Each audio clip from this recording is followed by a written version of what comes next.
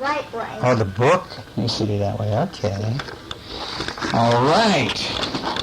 See, it's February what? February 12th, 1991, and we're going to read Budgie at Benedict's Point. And this was written by the Duchess of York, by Budgie. And who gave you this book? Helen gave you the book, didn't she? I want it. Okay, honey, put those down on the floor right now because we're going to read the books. You want to come up here and hear the book? Come on, Shy. We're going to read a book about a helicopter. See?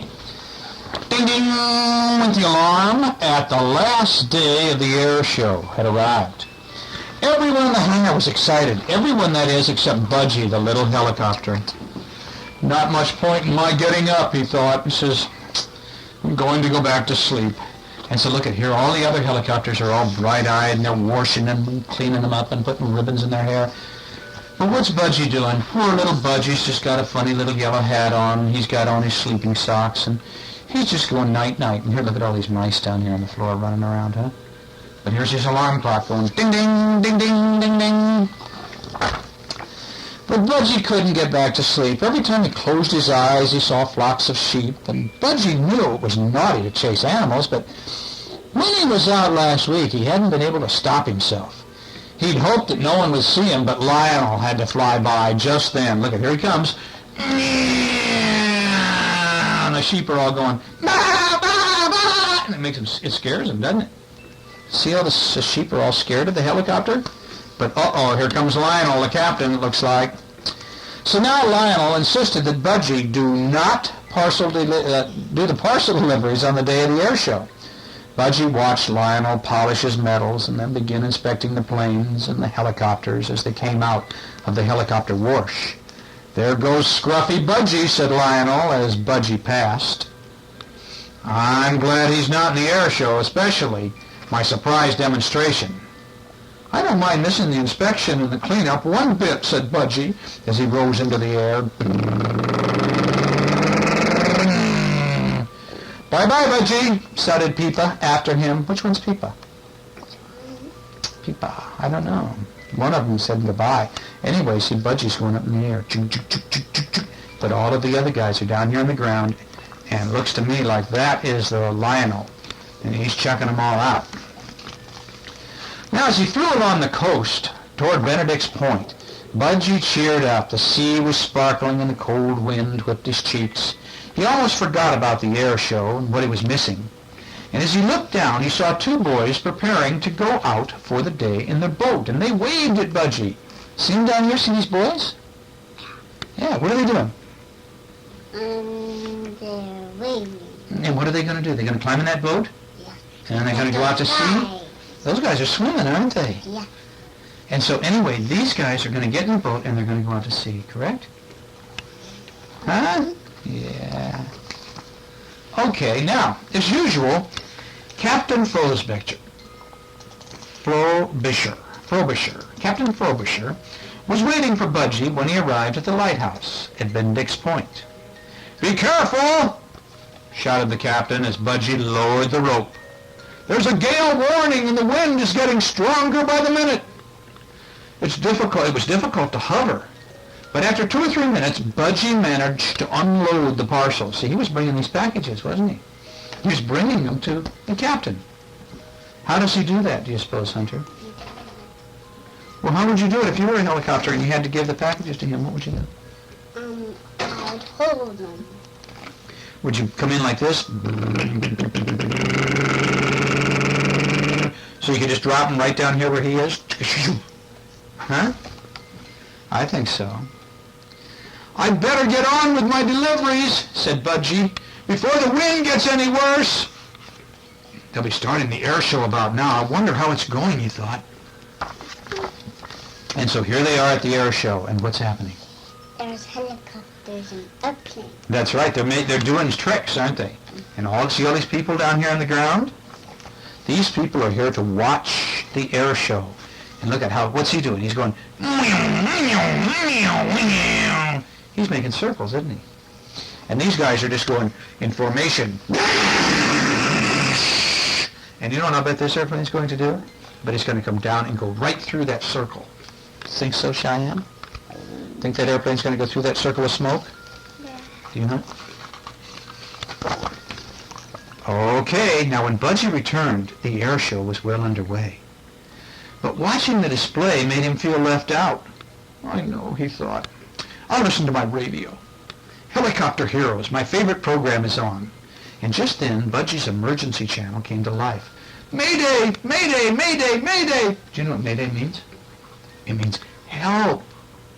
Somebody's calling for help. Help! Help! Hold on, said Budgie. That sounds like Captain Frostbisher. That was the captain back here. Remember a few pages ago he took the packages? That's Captain Frostbisher. Frobisher. Anyway, it sounded like Captain Frobisher. And so Budgie thinks, uh-oh, the captain's calling for help. Budgie listened hard. The message was from Bendix Point. The two boys were in trouble. Quick! Said Budgie, I better raise the alarm. I do wish Pippa were here. And look what's happened. Tell me what's happened. The boat is broken. The boat is breaking up in the ocean. The ocean's got very, look at it. And it's really wild, isn't it? And so what did they do? They climbed up on the mountain. They got out of the boat and they climbed up on the rocks. But you know what I think is going to happen? What? I think the ocean is coming up on those rocks. I think the ocean is going to come up there and cover those rocks.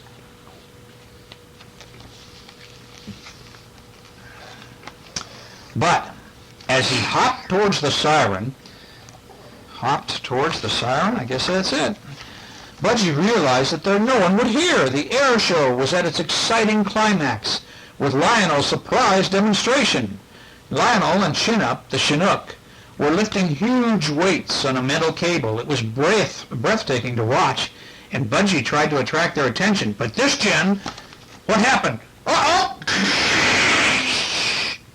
What happened? It broke. The big heavyweight broke, and look what happened to his propellers. They bent. They bent them, didn't it? I mean, those propellers just went, see, they get broke, shy. I know. The cable had snapped. It whipped up and hit Lionel's rotors, knocking him into a spin. Oh no, shouted Budgie. And at that moment, Pippa appeared. Oh no! Here he's going, oh! Two friends gasped as Lionel made his emergency landing. His rotors were completely bent. The fire engine quickly approached, but Budgie hadn't forgotten the distress call. He quickly explained to Pippa what had happened. Come on, he said, we haven't much time. We better go on our own. And so, here they go. What's happening now? Airplane and the helicopter in the rain. It's in the rain.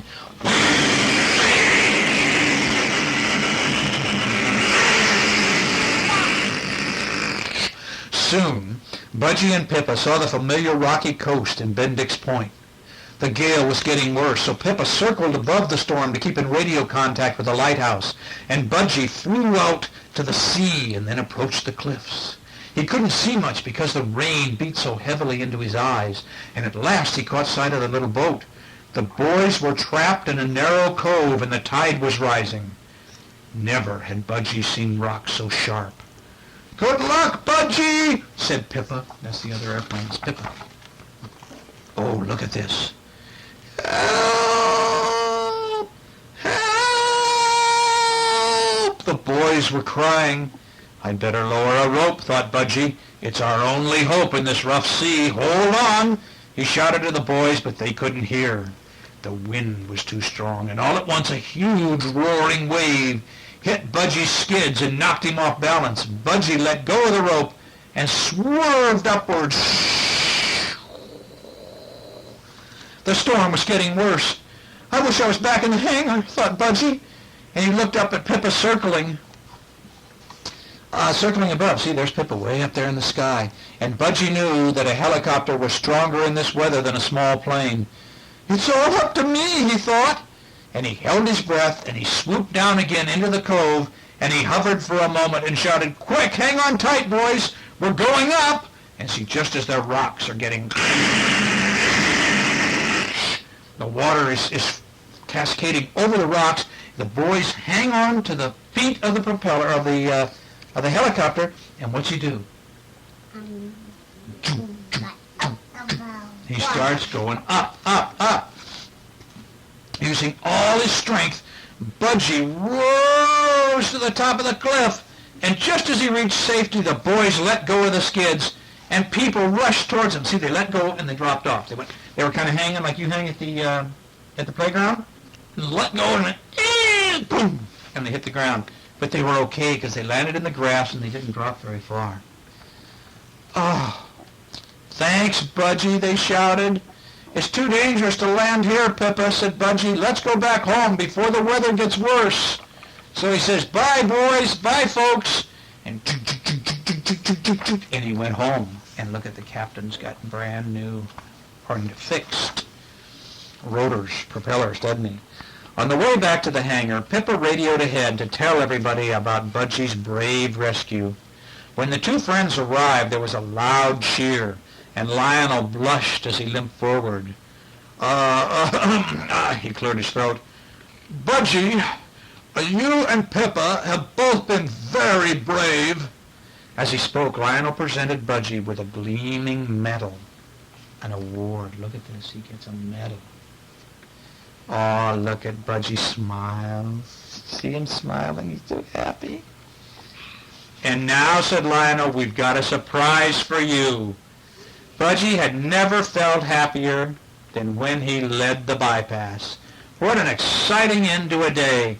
And so what did he do? He went out and he did a show too. And there he goes. And everybody was happy.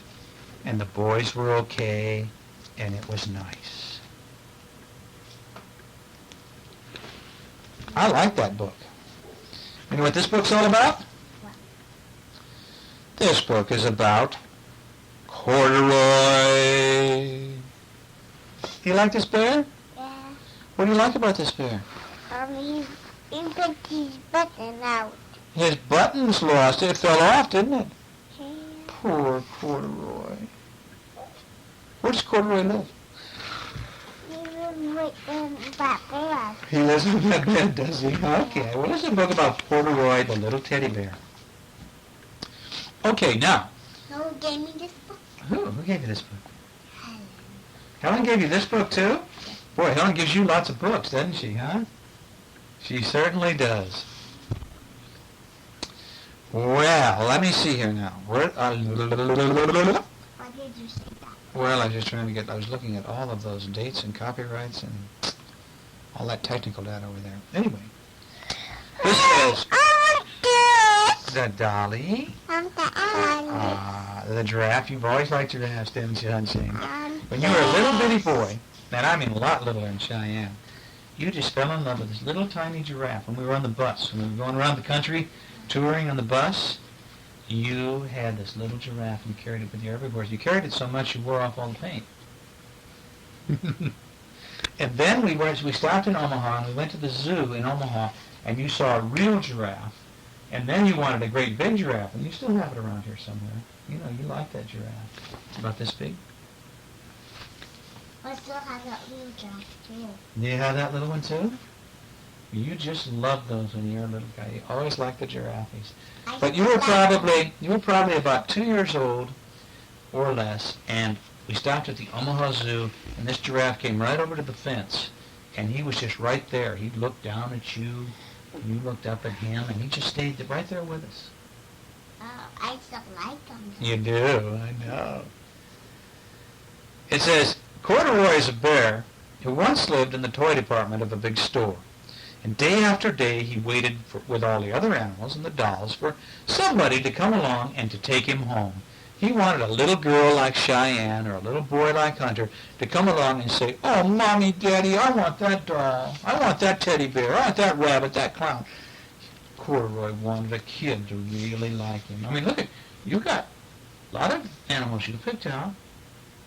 Like that Sparky dog. You've liked that Sparky dog, Hunter, since you were about this big.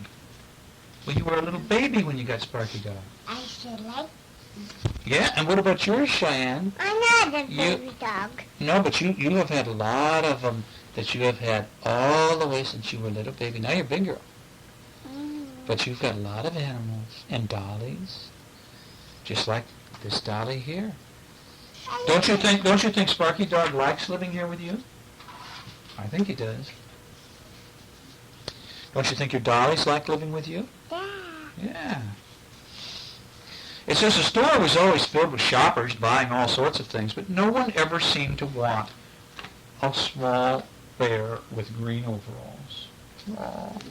And then one morning, a little girl looked straight into Corduroy's bright eyes and she said, "Oh, Mommy, look, there's the very bear I've always wanted. I want that bear, Mommy."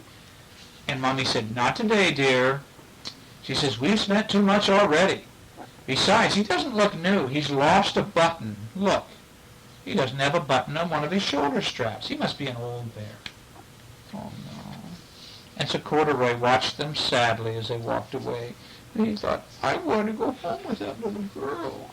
Aww. I guess I didn't know I lost a button," he said to himself. Tonight I'm going to go see if I can find it." And so, late that evening, when all the shoppers had gone and the doors were shut and locked, Corduroy climbed carefully down from his shelf and began searching everywhere on the floor for his lost button.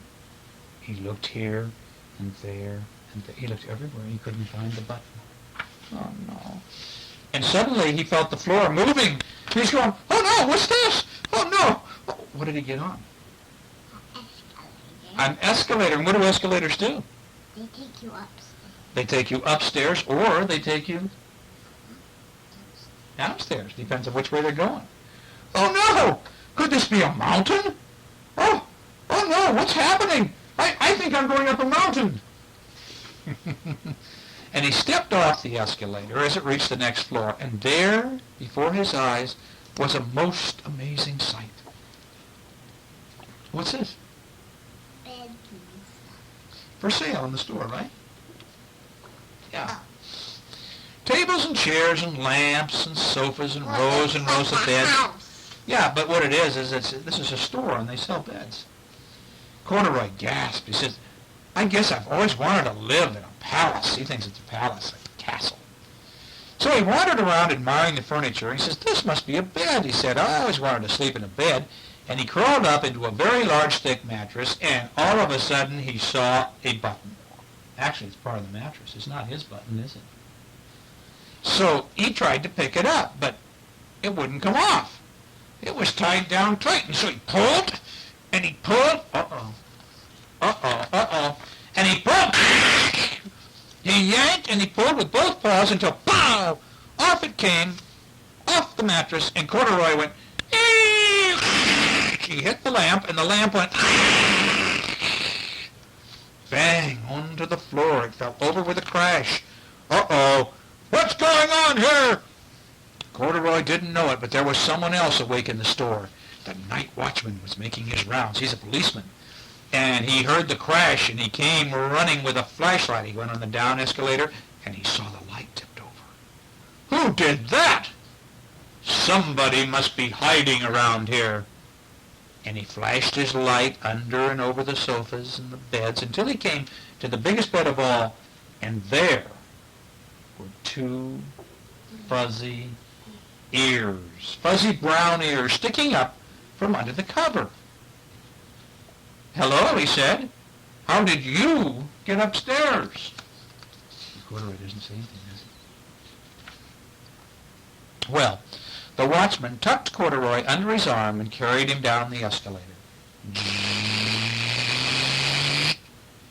And he set him on the shelf in the toy department with all the other animals and the dolls and the bunnies. Same ones. He put him back where he belonged. Now Corduroy was just waking up when the first customer came in the store. And there, looking at him with a wide, warm smile, was the same little girl he'd seen the day before. "Aww, I'm Lisa," she said, "and you're going to be my very own bear.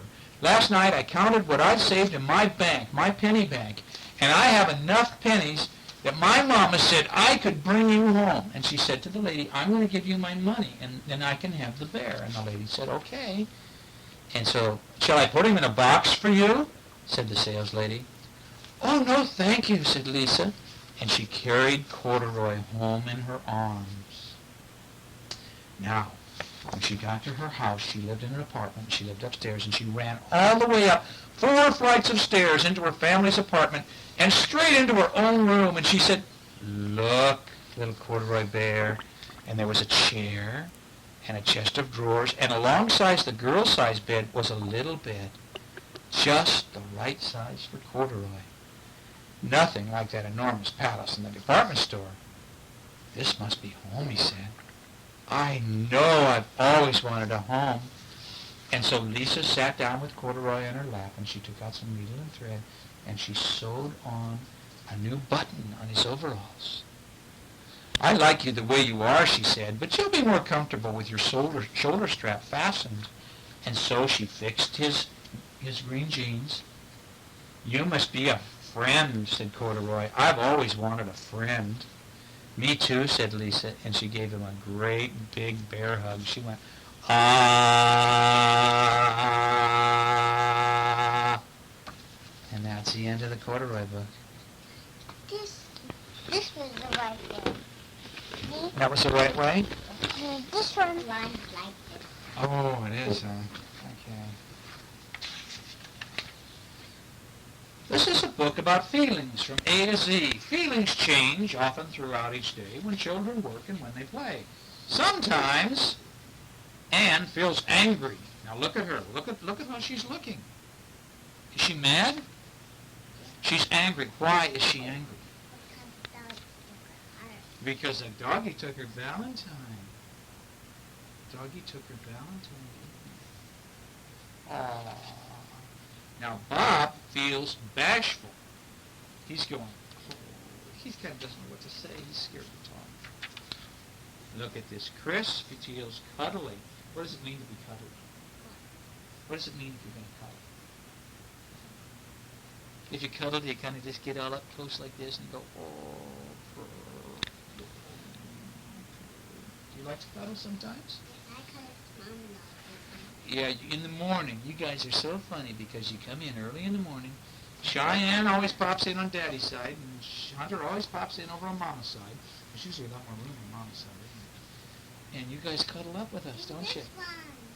You cuddle up with your daddy in the morning? I cuddle up with Mom too. I know you do. But usually, like this morning, you came in at 5:30 in the morning, and you kind of just shove Daddy out of the way, and Daddy made room for you, and you just cuddled up with Papa. Donna feels daring. Uh-oh. Elaine. Big D and little D. Right, big. See, that's right, for Cheyenne. That's C for Shy. Cheyenne's letter. That's not That's Cheyenne's letter, C. What's your name starts with? It's not the Oh, I see. It's A, B, C, D, E, F, G, H, I. Whose letter is this? Answer. What letter is this? H. What letter is this? F. F. Fred feels fatherly. Glenn feels glad because he's got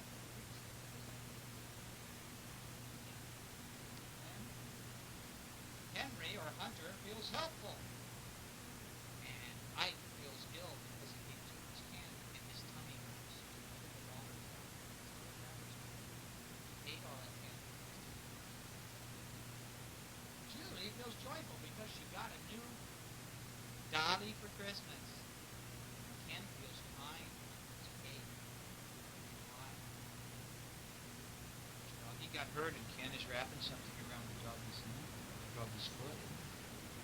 Look at this. J is for Julie. What else is J for? Jessie! K is also for her. Kitties, that's right. L is for Linda. Linda feels loving. What is she doing, Cheyenne? Is that what she's doing, honey?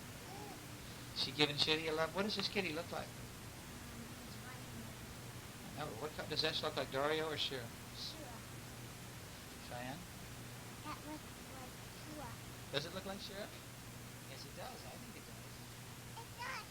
M is for it's also for Max. And Norman feels noisy. What's he doing? He's playing the drum on the bottom with a stick on the bottom of an old bucket. Okay, now. Opal feels obstinate. What kind of look is that? Come on, I'm not doing it. I'm not going to do it.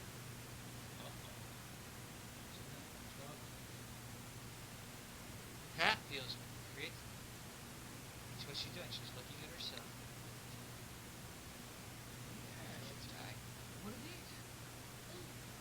Easter eggies. Easter's coming up. No, not tomorrow, but it's probably so.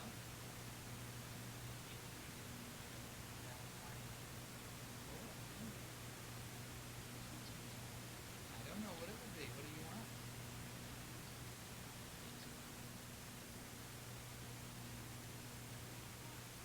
A horse? A heart? A cotton candy? Yeah. It says, Quentin feels quiet. You don't want it. You want a heart? Ruth feels relaxed. Stan, no, Sue, Sue feels sad.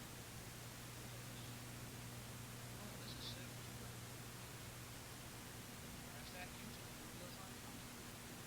Tom feels tired because he knows he must be sad. He could have done the sad enough Tom. Get him to somebody's made him hot on the road. See who can hop the fastest. Hop, hop, hop, hop. You can't use your legs, you just hop. Vera feels victorious when she won. Wanda feels worried because the sticks are all falling down. Xavier feels excited because it's fireworks, 4th of July. Yolanda feels yelly. What's she doing? And Zelda feels zippy. Ice skating really fast. Children with feelings A to Z are just growing up like you and me. And look at this, something. Our tape's almost all gone. It is. Our tape's almost all gone. See in there? That's our tape recording. That's our tape recording. Cheyenne, what do you want to say? That what you wanted to say was foo-foo? No, she said boo. Oh, you guys. Oh, you guys. Now turn that on. Well, I'll turn down a little bit. We'll use up the rest of the tape. I'm not